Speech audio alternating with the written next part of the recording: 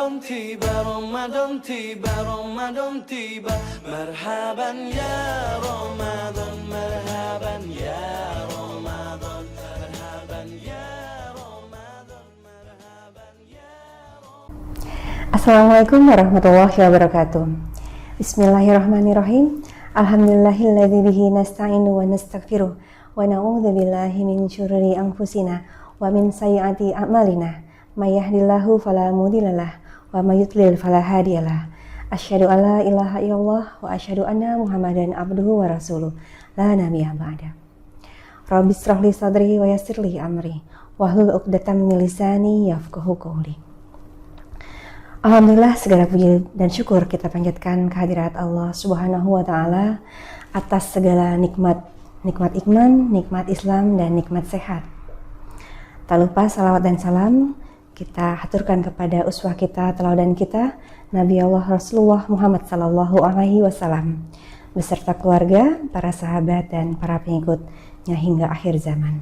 Semoga kita digolongkan ke dalam umat beliau. Amin ya rabbal alamin. Bapak Ibu yang dirahmati oleh Allah, bagaimana kabarnya? Semoga selalu dalam keadaan sehat walafiat. Dan ibadah-ibadah kita di bulan suci Ramadan mudah-mudahan diberi ridho oleh Allah Subhanahu wa Ta'ala. Seperti yang terdapat dalam surat Al-Baqarah ayat 24. Falyanzuril insanu ila ta'ami. Allah memerintahkan manusia untuk memperhatikan makanannya. Begitu pula pada saat bulan suci Ramadan. Bagaimana bulan suci Ramadan itu agar bermanfaat buat kita di tengah-tengah pandemi COVID ini, kita harus perhatikan makanan yang kita makan. Jangan sampai makanan tersebut membuat kita menjadi tidak sehat dalam tubuh kita. Apa yang harus diperhatikan? Sebaiknya mengacu pada pola gizi seimbang. Pola gizi seimbang, berpuasa ataupun tidak berpuasa itu sama, hanya berbeda pada saat waktunya saja atau jadwalnya. Dan untuk kebutuhannya pun sama.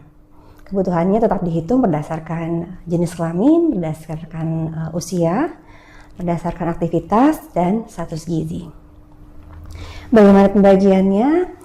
Dimulai dengan makan sahur. Makan sahur dianjurkan sebanyak 40% dari kebutuhan total kalori.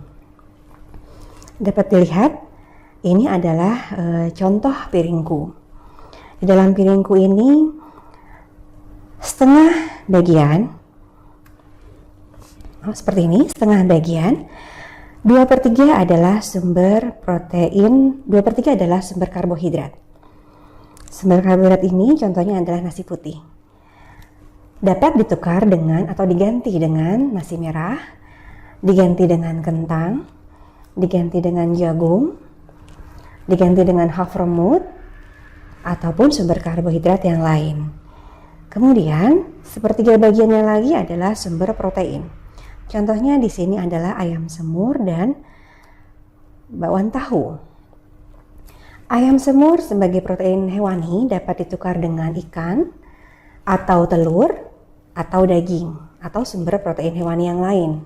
Kemudian untuk bakwan tahu dapat ditukar dengan tempe, atau kacang-kacangan, atau sumber nabati yang lain. Kemudian ada sepertiga lagi ada buah. Di sini contohnya adalah buah pepaya. Buah pepaya dapat diganti dengan buah-buahan yang lain. Contohnya ada melon, ada apel, ada pir, jeruk, atau buah-buahan yang lain. Dan 2/3-nya lagi adalah sayur-sayuran. Dapat sebanyak ini ukurannya atau ukurannya 100 gram. Boleh kombinasi sayur-sayuran dengan beraneka ragam warnanya. Untuk ukuran piring makanku yang seperti ini adalah ukuran dengan diameter 22 cm. Dengan diameter 22 cm dapat memenuhi kebutuhan sebanyak 500 kalori dalam satu porsi. Dan untuk yang ukuran 24 cm dapat memenuhi kebutuhan sebanyak 600 kalori dalam sehari. Sedangkan untuk ukuran yang 26 cm dapat memenuhi kebutuhan sebanyak 700 kalori dalam sekali makan. Dan sumber karbohidrat pilihannya untuk sahur adalah sumber karbohidrat yang berjenis serat tinggi. Hanya dianjurkan ketika kita mengkonsumsi nasi putih, sebaiknya dibarengi dengan sayuran-sayuran yang berserat tinggi. Tapi ketika kita mengkonsumsi beras merah atau nasi merah, itu sudah lebih tinggi dari nasi putih. Jadi sudah cukup untuk seratnya melebihi dari nasi putih. Dan bagaimana dengan makanan berbuka? Makanan berbuka dibagi menjadi 3 waktu. Yang pertama adalah snack ketika berbuka. Snack ketika berbuka dianjurkan 10% dari kebutuhan total kalori. Contohnya adalah kurma. Kemudian bisa dibarengi dengan semangka. Dalam sabda Nabi, riwayat Abu Dawud, ketika Rasulullah berpuasa, Rasulullah selalu berbuka dengan kurma basah atau rutop. Ketika tidak menemukan rutop, beliau akan berbuka dengan kurma kering atau tamar. Dan ketika tidak tamar, beliau akan berbuka dengan air putih. Dan bisa ditambah dengan semangka. Semangka adalah salah satu buah-buahan yang disukai Rasulullah. Kemudian setelah makanan berbuka, kita dapat melanjutkan dengan ibadah sholat maghrib. Dan setelah sholat maghrib kita dapat melanjutkan dengan makan malam. Dengan komposisi yang sama, mengacu pada piringku. Ini adalah contoh makan malam. Makan malam di sini setengah dari piringku, 2/3-nya adalah nasi, sama seperti waktu sahur. Kemudian 1/3-nya lagi adalah protein hewani dan nabati. Contohnya di sini adalah ayam woku dan tempe bacem. Bisa diganti dengan protein hewani dan nabati yang lain. Kemudian setengah bagian lagi, 2/3-nya adalah sayur-sayuran. Contohnya di sini adalah tumis buncis dan stup wortel. Dapat ditukar dengan atau diganti dengan sayur-sayuran yang lain. Dan 1/3-nya lagi adalah buah. Contohnya di sini adalah buah jeruk. Kemudian dilanjutkan sholat raweh, sholat isya dan sholat raweh. Dan setelah sholat raweh dapat ditutup dengan snack penutup atau menjelang tidur. Yang dianjurkan adalah snack-snack yang mempunyai karbohidrat rendah. Contohnya adalah 1 gelas susu low fat.